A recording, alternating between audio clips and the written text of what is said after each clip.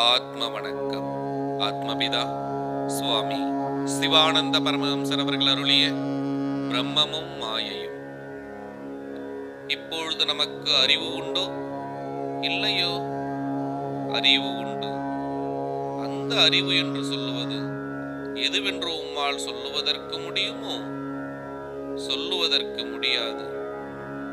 அறிவு என்பது நாம் கேட்கின்றதோ, காண்கின்றதோ, அறிகின்றதோ அல்ல.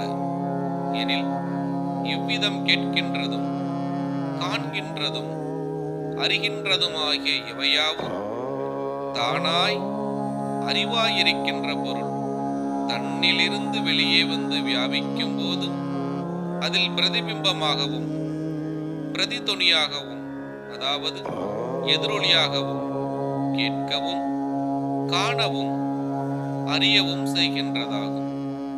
அப்படியாயின் அறிவு என்கிற பொருள் நம்மில் இல்லை என்றால் நமக்கு யாதொன்றும் கேட்கவோ காணவோ அறியவோ முடியாது. அது எப்படியெனில், ஒருவன் செத்துப் போகிறான். செத்துப் போனால் பிணமாகிறான். அந்த பிணத்திற்கு ஏதாவது கேட்பதற்கோ காண்பதற்கோ அறிவதற்கோ முடியுமா? முடியாது. அது ஏன்? செத்து போனதால். செத்த போது அதற்கு என்ன இல்லை? அறிவு இல்லை. அறிவு இல்லாமல் இருப்பதற்கு காரணம் என்ன? ஜீவன் இல்லாததால். ஜீவன் இல்லை என்று எவ்விதம் தீர்மானித்தீர்? யாதொரு அசைவும் சேட்டையும் இல்லாததால். ஒரு மனிதன் தூங்கும் பொழுது அசைவோ சேட்டையோ யாதேனும் உண்டோ? இல்லை. அப்பொழுது அவன் செத்து விட்டான் என்று சொல்லுவதுண்டோ? இல்லை. ஏன்? அவனுக்கு ஜீவன் இருப்பதால். அவனுக்கு அப்பொழுது ஜீவன் உண்டென்று எதை கொண்டு தீர்மானித்தீர்? அவன் சுவாசிக்கின்றதால். செத்து விட்டான் என்று என்ன காரணத்தால் தீர்மானிக்கப்பட்டது? சுவாச சக்தி, அதாவது மூச்சு இல்லாமற் போனதால். அப்பொழுது ஜீவனுடைய சக்தியாகிய வாயு நம்மில் இருக்கின்ற போது மட்டுமே நமக்கு அறிவு இருக்கின்றது. நம்மில் இருக்கின்ற ஜீவசக்தியாகிய வாயு முழுவதும் இல்லாமற் போனால் நமக்கு யாதொரு அறிவும் இல்லை. அது எப்படி என்றால், ஒருவன் செத்துப் போகின்ற சமயத்தில் மேல் மூச்சு வாங்கி உருவ மத்தியத்திற்கு கீழே கொஞ்சம் ஜீவன் மட்டும் இருக்கின்ற போது கண்களினாலும் முகத்தினாலும் கோஷ்டிகளை காண்பிக்கின்றான். மற்ற யாதொரு அவயங்களும் அசைக்க முடியாது.